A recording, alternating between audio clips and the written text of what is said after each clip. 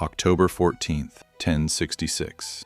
One single day, one single battle, and the entire course of human civilization changed forever. What if I told you that the English language you are speaking right now, the words, the grammar, the very rhythm of it, exists only because one man lost a battle on a cold October morning nearly 1,000 years ago? What if the arrow that killed a king also gave birth to the modern world? This is not just a story of war. This is the story of the last time England was ever truly conquered. To understand what happened at Hastings, you must first understand what England was. The year 1066, England stood rich, powerful, feared by many kingdoms across Europe. But beneath that strength, the kingdom was dangerously unstable. Its fate rested on one fragile man, King Edward the Confessor, a deeply religious ruler, gentle, quiet, devout. He had ruled England for more than 20 years, but he carried one catastrophic weakness. He had no heir, no son, no clear successor. And in medieval Europe, that was not merely a family problem, it was an invitation for war. The moment Edward's health began to fail, Europe started circling England like wolves smelling blood. 3 men believed the English throne belonged to them, 3 men willing to kill for it. First, Harold Godwinson, the most powerful nobleman in England, a hardened warrior, respected by the English people and trusted by the Witan, the council of nobles who chose kings. The very day Edward died, Harold was crowned King of England. But across the sea, another man was already preparing for war. Harald Hardrada, the Viking king of Norway, a giant of a man, fearless in battle, brutal beyond measure. Some called him the last great Viking, and he believed destiny itself had promised him the English crown. But the most dangerous claimant of all was waiting in Normandy. William, Duke of Normandy, a man born illegitimate, mocked as a child, despised by rivals, a man who survived assassination attempts,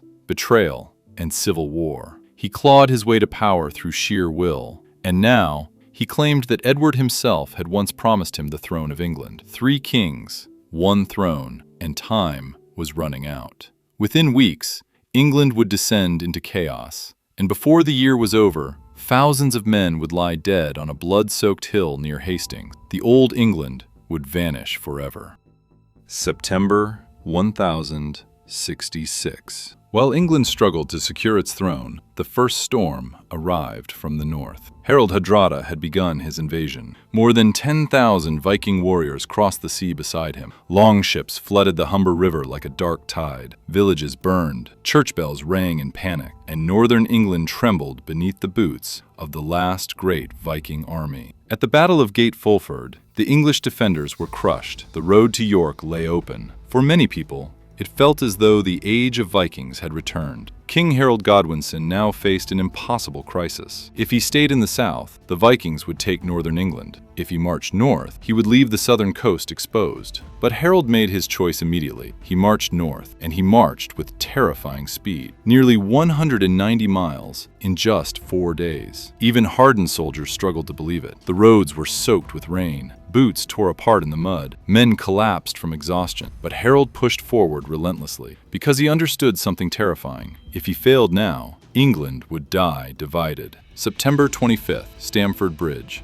Harold Hardrada's Viking army had stopped near York, believing victory was close. Many of the Norwegians had removed their armor in the heat. Some were resting beside the river. They were completely unprepared for what came next. Harold's army attacked like a thunderstorm. Steel crashed against steel. Axes split shields apart. Men drowned in blood and mud beneath the bridge. The Vikings fought savagely, but the English kept advancing. And then, Harold Hardrada himself fell.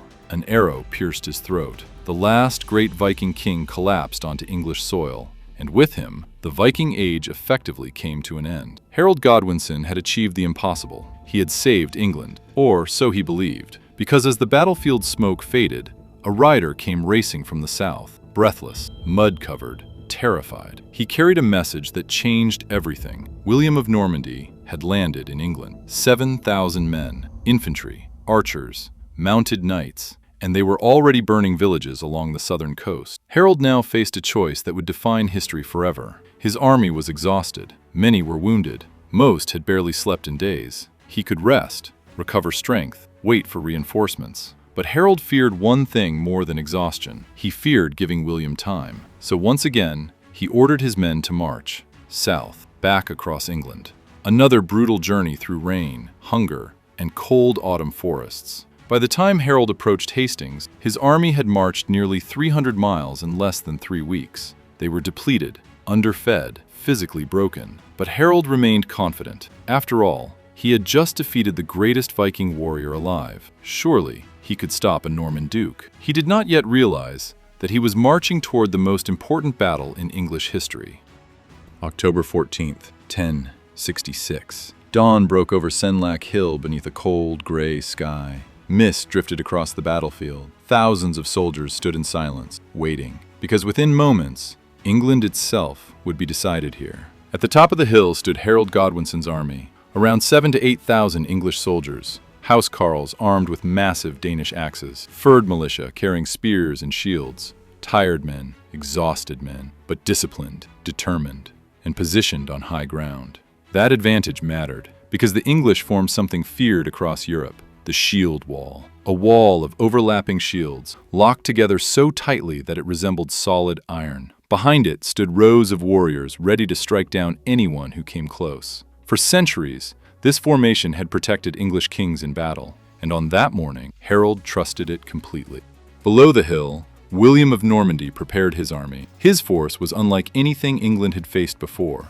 Norman infantry, archers, crossbowmen, and most dangerously of all, mounted cavalry. Armored knights trained to charge directly into enemy lines. The English had almost nothing capable of stopping them in open ground. William himself rode among his soldiers before the battle began, calm, focused. He knew exactly what was at stake. If he lost here, everything he had built in Normandy would collapse. But if he won, he would become King of England. Then suddenly, the horn sounded, and the battle began. Norman archers fired first. Thousands of arrows darkened the sky, but the English shield wall held firm. Most arrows bounced harmlessly away. Then came the infantry assault. Norman soldiers charged uphill, screaming battle cries through the morning fog. The impact shook the hill itself. Steel crashed against wood. Axes split helmets apart. Men fell screaming beneath trampling boots. But still, the English line did not break. Then William ordered the cavalry forward. Hundreds of Norman knights thundered uphill on horseback. The ground trembled beneath them. For medieval armies,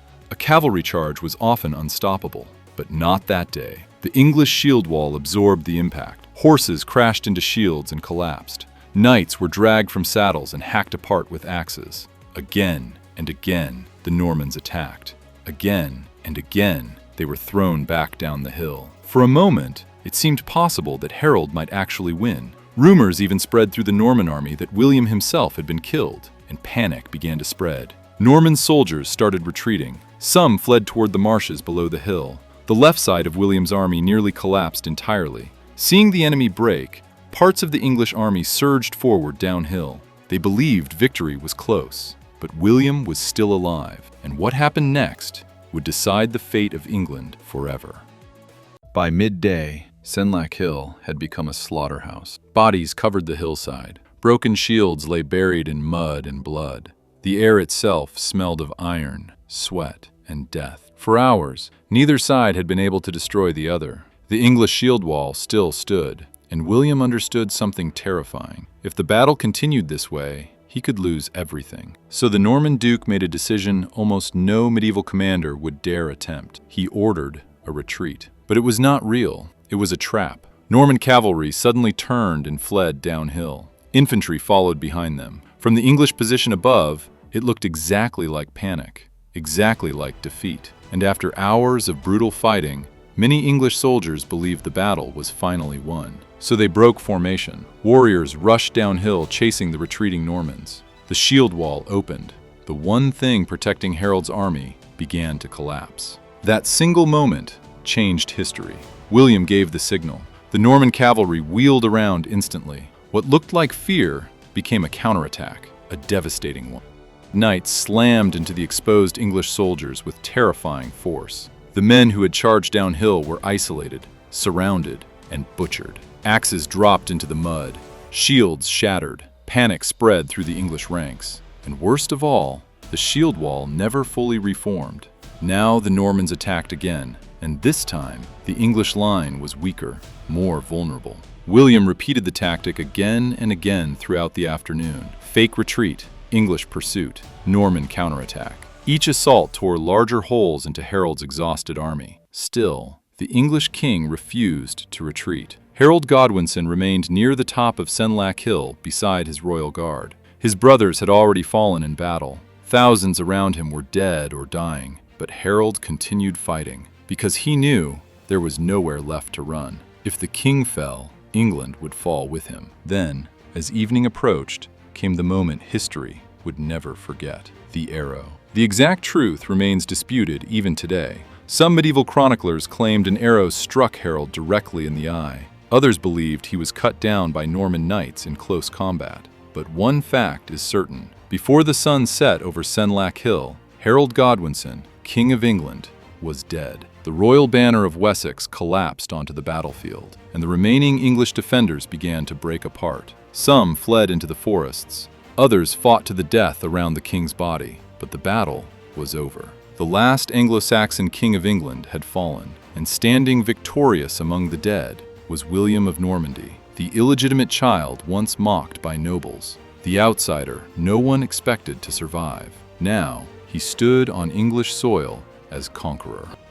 By the evening of October 14th, 1066, England had changed forever. The battlefield at Hastings grew silent. Thousands of bodies remained scattered across Senlac Hill, broken weapons, shattered banners, the dead lying beside men they had killed only moments before. And somewhere among them lay Harold Godwinson, the last Anglo-Saxon king of England. Less than 3 months later, on Christmas Day, 1066, William was crowned King of England inside Westminster Abbey. From that moment onward, history would remember him by a new name: William the Conqueror. But Hastings was never just a battle. It was the violent birth of a new England. Almost overnight, the entire English ruling class was replaced. Norman lords seized English lands. English nobles vanished from power. Stone castles began rising across the country like symbols of occupation. New laws were written. New systems of government emerged. And slowly, even the English language itself began to transform. The Norman rulers spoke French. The church spoke Latin. And over generations, those words merged into the language of ordinary English people. Words like justice, parliament, royalty, army. Even words connected to food, like beef and pork, entered English because of the Normans. Thousands upon thousands of foreign words became permanent parts of the language we speak today. Think about that for a moment. The words you use every single day, the legal systems governing modern democracies, the foundations of English common law itself, all of it traces back to one battlefield on one cold October morning nearly 1,000 years ago. The Battle of Hastings lasted less than 9 hours. Its consequences lasted 1,000 years. One battle, one arrow, one fallen king, and the world was never the same again. And perhaps the strangest part of all, if Harold had rested his army, if the shield wall had held, if one single arrow had missed its target, the English language as we know it today might never have existed. One decision, one moment, that is the terrifying power of history.